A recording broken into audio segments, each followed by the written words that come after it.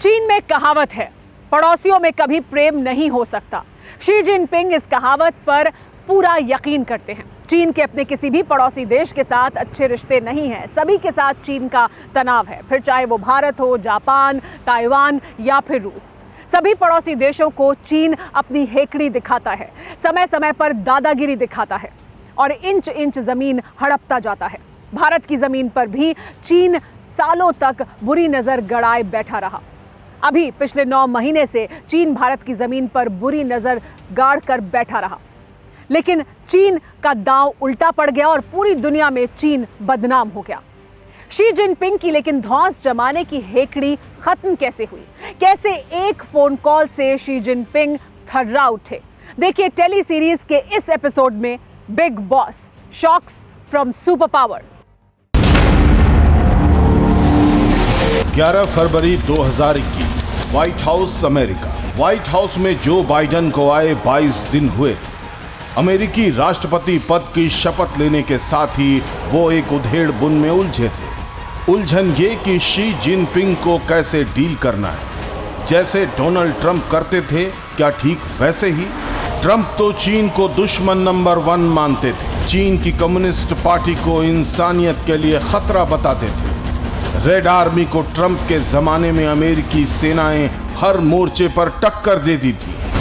कोई ऐसा war zone नहीं था जहां चीन के सामने अमेरिका न खड़ा हो।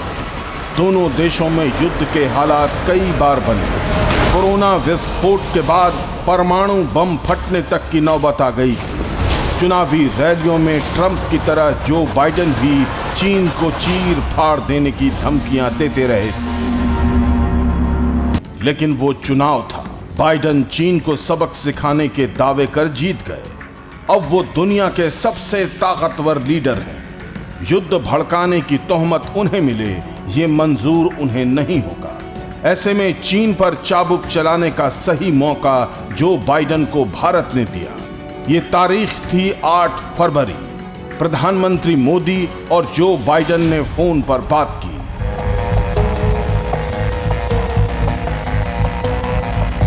जो बाइडेन और प्रधानमंत्री मोदी के बीच जो बात हुई, उससे चीन में खलबली मच गई। मैसेज क्लियर था, चीन की चूल्हें हिलाने वाला। प्रधानमंत्री मोदी ने कहा कि अमेरिकी राष्ट्रपति और मैं हिंद प्रशांत क्षेत्र और उससे बाहर शांति सुरक्षा के लिए रणनीतिक साझेदारी को मजबूत करने के लिए तैयार। पीएम मोदी से बात करने के बाद जो बाइडेन की कंफ्यूजन दूर हो चुकी थी। चीन के लिए अमेरिका की नीति तय हो चुकी थी। इसके बाद व्हाइट हाउस में तैयारियां शुरू हुई। शी जिनपिंग जो बाइडेन की बातचीत के मुद्दे तय हुए। 11 फरवरी को बीजिंग की इंपीरियल बिल्डिंग में हड़कंप मचा। अमेरिका से फोन कॉल थी। हॉटलाइन पर बाइडेन थे। बात सीधे शी जिनपिंग से हुई। बात क्या हुई, इसे जानने से पहले अमेरिकी राष्ट्रपति के कुछ प्रोटोकॉल जानते हैं। आमतौर पर अमेरिका के प्रेसिडेंट किसी दूसरे नेता से आमने सामने 1 घंटे से ज्यादा वक्त तक मुलाकात नहीं करते। दूसरे देशों के राष्ट्राध्यक्ष से कर्टसी कॉल अमूमन कुछ मिनटों तक चलती है, लेकिन जिनपिंग बाइडेन की फोन कॉल 2 घंटे तक चली। बाइडेन बोलते रहे, शी जिनपिंग सुनते रहे। जो बाइडेन ने चीन की सभी दुखती नसें दबा दी। जिनपिंग जिन मसलों से भागते हैं, जो बाइडेन ने फोन कॉल में उन सब का जिक्र किया। सबसे ज्यादा जोर चीन की हड़प नीति पर था। बातचीत की शुरुआत climate change, economy, Hong Kong, Uyghur मुसलमान और ट्रेड वॉर से होते हुए साउथ चाइना सी और LAC पर चीन की धौंस जमाने पर पहुंच गई। शी जिनपिंग सन्न रह गए।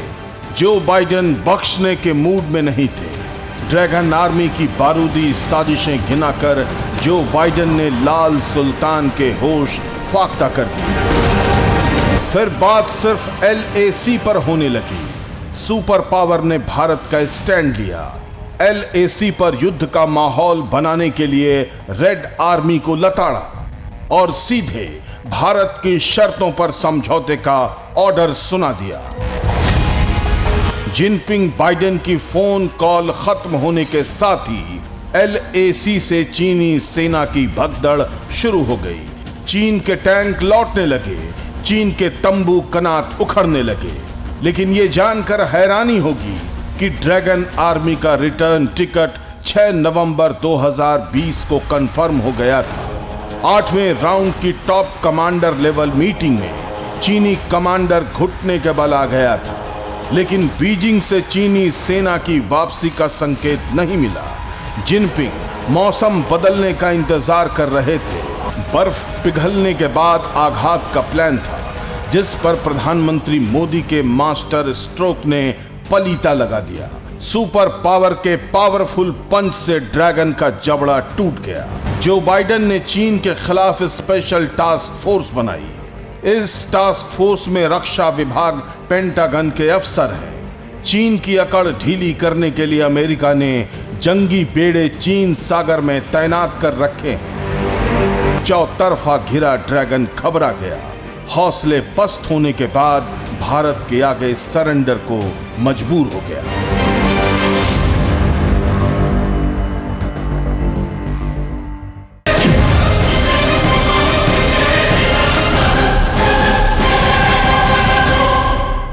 फिक्र आपकी, सोमवार से शुक्रवार रात 9 बजे सिर्फ TV9 भारतवर्ष पर।